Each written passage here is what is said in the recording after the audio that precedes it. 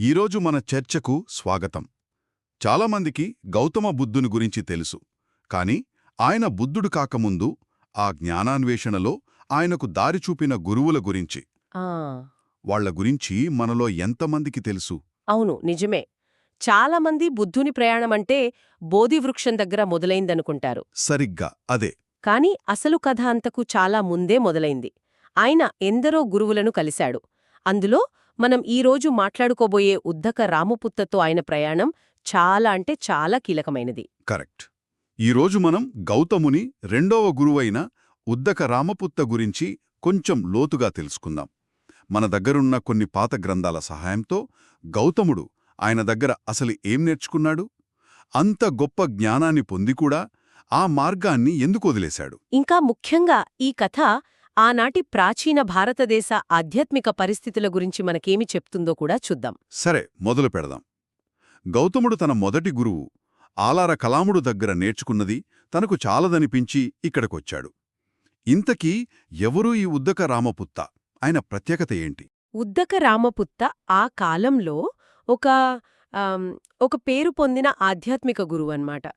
ఆయన తన తండ్రి అయిన రామ నుండి ఒక ప్రత్యేకమైన చాలా ఉన్నతమైన ధ్యాన విద్యను వారసత్వంగా పొందాడు. ఓహ్, అంటే ఒక గురు శిష్య పరంపర లాంటిదా? అవును, అలా అనుకోవచ్చు. ఆయన ప్రత్యేకత ఏంటంటే ఆ కాలంలో యోగులు, ధ్యాన సాధకులు చేరుకోగల అత్యున్నత మానసిక స్థితిని ఆయన బోధించేవాడు. దానినే చతుర్థ ధ్యానం అంటే 4వ స్థాయి ధ్యానం అని కూడా పిలుస్తారు. ఆ అత్యున్నత స్థితి, దానికేదైనా పేరుందా ప్రత్యేకంగా? ఉంది. దాన్ని నైవ సంజన్య నాసన్యాయాతన అని పిలుస్తారు. ఓరి దేవుడా, ఒక్క నిమిషం. నైవ సంజ నాసన్యాయాతన పలకడానికే ఇంత కష్టంగా ఉంది. అసలు దాని అర్థమేమిటి? అంత క్లిష్టమైన పేరుందంటే ఆ స్థితి కూడా అంతే గహనమైనదేమో. మీరన్నది నిజమే. పేరుకు తగ్గట్టే ఆ స్థితి కూడా చాలా సూక్ష్మమైనది. దాని అర్థం అటుభావన ఇటుభావన లేకపోవడం, రెండూ లేని స్థితి. అదెలా సాధ్యం? భావన ఉండాలి లేదా ఉండకూడదు, రెండూ లేకపోవడం ఏంటి? అదే దాన్లోని గమ్మత్తు. అంటే మనస్సులో ఎలాంటి స్పష్టమైన ఆలోచనగాని అవగాహనగాని ఉండదు. అలాగని ఏమీ లేని పూర్తి శూన్యస్థితి కూడా కాదు. ఒక ఉదాహరణ చెప్పాలంటే ఇది గాఢనిద్రకు మెలకువకు మధ్య ఉన్న ఒక స్థితి లాంటిది. ఓకే. మీరు నిద్రపోవడం లేదు, కాని పూర్తిగా మెలకువగా కూడా లేరు. అక్కడ ఆలోచనలు స్పష్టంగా లేవు, కాని స్పృహ పూర్తిగా పోలేదు. అది అలాంటి అత్యంత సూక్ష్మమైన ఎరుకతో కూడిన స్థితి అన్నమాట. అద్భుతం. ఇక్కడే అసలు ఆసక్తికరమైన విషయముంది. మనకున్న ఆధారాల ప్రకారం గౌతముడు ఈ విద్యను చాలా త్వరగా, దాదాపు అప్రయత్నంగా నేర్చుకున్నాడు. అవును. తన గురువు ఎంతో సాధన చేసి ఆ స్థానికి చేరుకుంటే గౌతముడు అంతకంటే వేగంగా ఆ స్థితిని పొందాడు. అయితే ఇక్కడ నాకో సందేహం.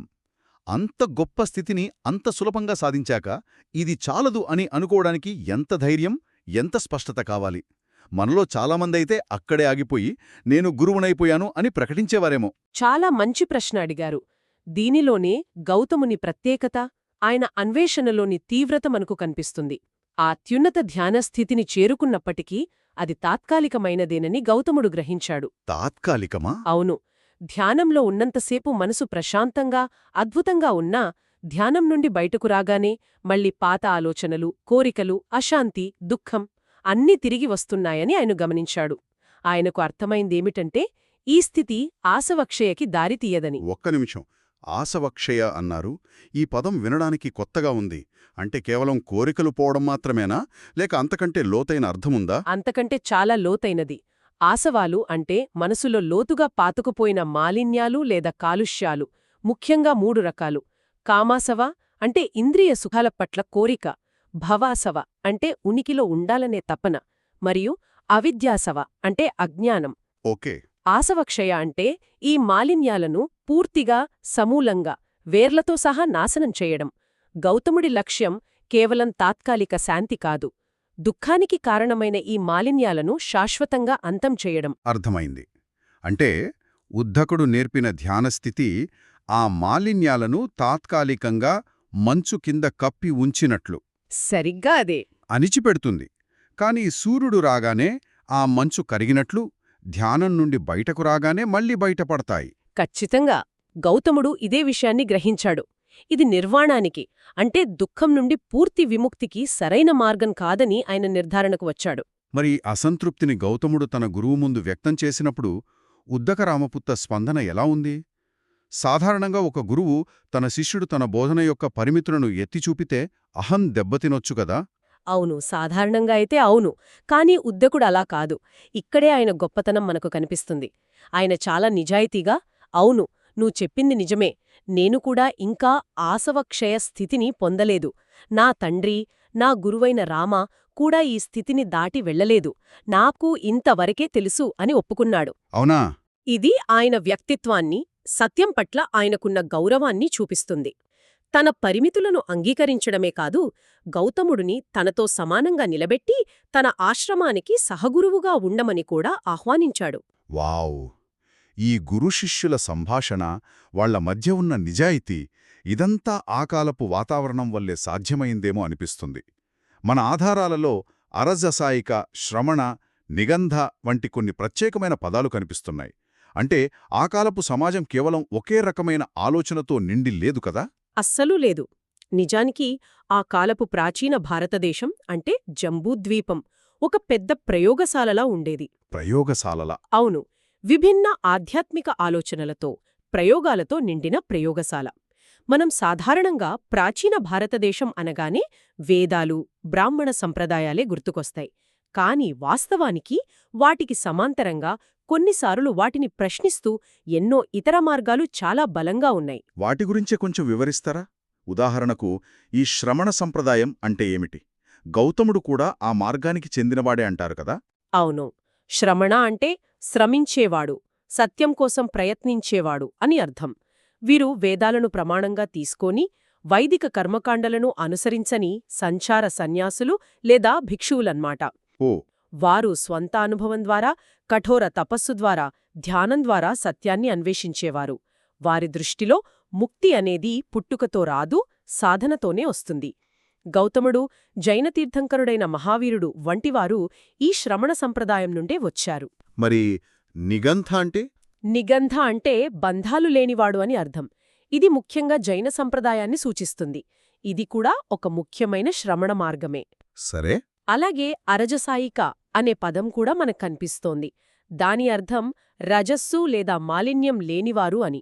ఆ కాలంలో కొన్ని రకాల కర్మకాండలు ఆచరించని బ్రాహ్మణులను అలా పిలిచేవారని తెలుస్తోంది. అంటే బ్రాహ్మణులలో కూడా భిన్నమైన వర్గాలు, ఆలోచనలు ఉండేవనిది సూచిస్తుందన్నమాట. అంటే గౌతముడి ప్రయాణం కేవలం తను ఒక్కడిదే కాదు, ఆ కాలంలో ఉన్న మొత్తం ఆధ్యాత్మిక కల్లోలానికి అదొక ప్రతిబింబంలా కనిపిస్తోంది. సరిగ్గా చెప్పారు. ఎందరో సత్యాన్వేషకులు తమకు సరైన మార్గం దొరికే వరకు ఒక గురువు నుండి ఇంకో గురువు దగ్గరకు, ఒక సిద్ధాంతం నుండి మరో సిద్ధాంతం దగ్గరకు ప్రయాణిస్తూ ఉండేవారు. ఖచ్చితంగా. ఉద్దక రామపుత్త తన తండ్రి నుండి జ్ఞానాన్ని పొందటం అనేది కూడా ఒక ఆధ్యాత్మిక పాఠశాల లేదా పరంపర లాంటిదే. గౌతముడు ఈ వ్యవస్థలో ఒక విద్యార్థిగా చేరి, అందులోని ఉత్తమమైన జ్ఞానాన్ని స్వీకరించి, దాని పరిమితులను కూడా ధైర్యంగా ప్రశ్నించి ముందుకు సాగాడు. సరే, గౌతముడు ఉద్దకుణ్ణి విడిచిపెట్టి గయలో తన సొంత మార్గాన్ని కనుగొన్నాడు, బుద్ధుడయ్యాడు. కాని తర్వాతేమైంది? తన పాత గురువు గురించి ఆయన ఏమనుకున్నాడు? ఆయన బోధనలను పనికిరానివిగా కొట్టిపారేశాడా? లేదు, అస్సలు కాదు. ఇక్కడే గౌతములిలోని గొప్ప గుణం, పరిణతి మనకు కనిపిస్తోంది. జ్ఞానోదయం పొందిన తర్వాత కూడా బుద్ధుడు తన మాజీ గురువులైన ఆలార కలాములు, ఉద్దక రామపుత్త గురించి ఎంతో గౌరవంగా మాట్లాడాడు. నిజమా? అవును. ముఖ్యంగా ఆయన ఉద్దుకుడిని గొప్ప లౌకిక జ్ఞానం, అద్భుతమైన పరిశీలనా శక్తి మరియు నిశితమైన మేధస్సు ఉన్న వ్యక్తిగా వర్ణించాడు. వారిద్దరి మార్గాలు వేరైనా గురువు పట్ల ఆయన కృతజ్ఞతను ఎప్పుడూ మర్చిపోలేదు. అవును, ఈ పాఠ గ్రంథాల్లో దీనికి కొన్ని అద్భుతమైన ఉదాహరణలు కూడా ఉన్నాయి. బుద్ధుడు తన శిష్యులకు ఉద్దుకుడి గురించి చెప్పిన మాటలు చదివితే ఆశ్చర్యం వేస్తుంది. ఒకటి, సమస్యను పరిష్కరించే విధానం గురించి. దాని గురించి చెప్పండి. ఉద్దుకుడు ఒక సమస్యను ఎలా పరిష్కరించాలో చెప్పే విధానం గురించి బుద్ధుడు ఒక అద్భుతమైన ఉపమానం చెప్పాడు. ఒక చెట్టును మొదలు నుండి చివర వరకు తవ్వినట్లుగా సమస్యను అర్థం చేసుకోవాలని ఉద్దుకుడు చెప్పేవాడట. అబ్బా! అంటే ఏదైనా సమస్య వస్తే దాని పైపై కారణాలు చూసి సరిపెట్టుకోకుండా దాని మూలాల వరకు లోతుగా వెళ్లి పరిశోధించాలని ఆయన బోధించేవాడు. ఇది చాలా శక్తివంతమైన ఉపమానం. కేవలం ఆధ్యాత్మిక విషయాలలోనే కాదు, మన రోజువారీ జీవితంలోని ఏ సమస్యకైనా ఇది వర్తిస్తుంది. మూల కారణాన్ని కనుగొనకుండా సమస్యను శాశ్వతంగా పరిష్కరించలేమనేది ఆయన సందేశం. బుద్ధుడు ఈ విషయాన్ని గుర్తుపెట్టుకుని మరీ తన శిష్యులకు చెప్పాడంటే, ఉద్దకుడి వివేచన ఆయన ఆలోచనా విధానాన్ని ఎంతగా ప్రభావితం చేసిందో మనం అర్థం చేసుకోవచ్చు. ఇంకొక ఉదాహరణ కూడా ఉంది. పసాదిక సుత్తాలో వస్తుంది. ఇది చదివితే ఉద్దకుడు కేవలం ఆధ్యాత్మిక గురువే కాదు, ఆయనలో ఒక శాస్త్రవేత్త కూడా ఉన్నాడనిపిస్తుంది. చూడటానికి చాలా సాధారణ వ్యక్తిలా కనిపించేవాడట. ఓ కాని ఆయన పరిశీలనా శక్తి అమోఘం. ఆయన ఒక కత్తిని చేతితో పట్టుకోకుండా కేవలం దాన్ని చూసి దాని పదునును ఖచ్చితంగా అంచనా వేయగలడని బుద్ధుడు చెప్పాడు. వావ్! అంటే ఒక రకమైన షెర్లాక్ హోమ్స్ లాంటి పరిశీలన అన్మాట. ఈ ఉదాహరణ ఉద్దకుడిలోని ఏకాగ్రతను, సూక్ష్మదృష్టిని తెలియజేస్తుంది. ఆయన మనస్సు ఎంత నిశితంగా కేంద్రీకృతమై ఉండేదో ఇది చూపిస్తుంది. నిజమే. ఈ లక్షణాలే ఆయన్ని అంత గొప్ప ధ్యానగురువుగా నిలబెట్టాయి. బుద్ధుడు ఈ విషయాలను ఎందుకు పంచుకున్నాడంటే, తన ప్రయాణం శూన్యం నుండి మొదలు కాలేదని చెప్పడానికి.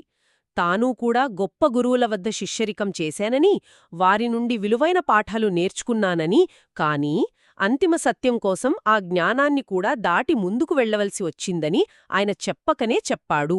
అంటే గౌతముని ప్రయాణం తన గురువులను తిరస్కరించడం కాదు, అదొక పరిణామం. ఖచ్చితంగా. అది తిరస్కరణ కాదు, అది ఒక పరిణామం, ఎవల్యూషన్. వారు నేర్పిన జ్ఞానాన్ని పునాదిగా చేసుకుని దానిపై తన మార్గాన్ని నిర్మించుకోవడం.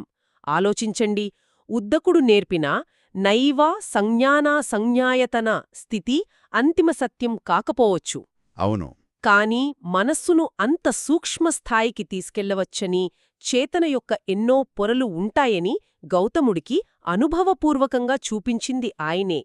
ఆ అనుభవం లేకుండా గౌతముడు బహుశా తన తర్వాతి అన్వేషణను అంత స్పష్టతతో కొనసాగించలేకపోయేవాడేమో. అందుకే ఆ జ్ఞానం యొక్క విలువను బుద్ధుడు ఎల్లప్పుడూ గుర్తించాడు. మరి వీటన్నిటి అర్థమేమిటి? ఈ చర్చ నుండి మనం గ్రహించాల్సిన ముఖ్య విషయం ఏమిటి?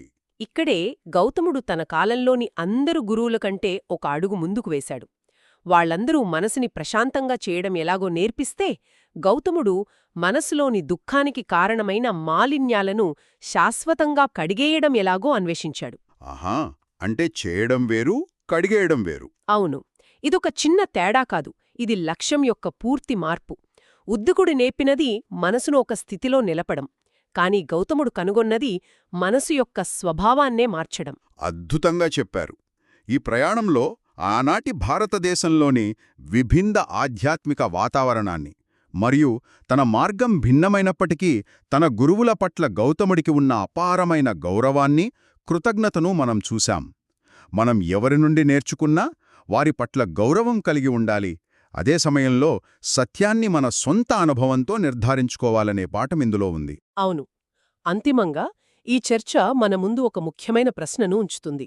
ఆ కాలంలోని అత్యంత నిష్ణాతుడైన, గౌరవనీయుడైన ధ్యానగురువు ఉద్దక రామపుత్త కూడా తాను మానసిక మాలిన్యాల నుండి పూర్తిగా విముక్తి పొందలేదని అంగీకరించినప్పుడు, గౌతముడు చివరకు కనుగొన్న మార్గం ఎంత విప్లవాత్మకమైనదో ఇది మనకు ఏమీ చెబుతుంది. మంచి ప్రశ్న. తాత్కాలికంగా మనసును ఒక అద్భుతమైన శాంతి స్థితిలోకి తీసుకెళ్లడానికి మరియు దుఃఖం యొక్క మూల కారణాలను శాశ్వతంగా నిర్మూలించి విముక్తిని సాధించడానికి మధ్య ఉన్న ప్రాథమిక వ్యత్యాసమేమిటి?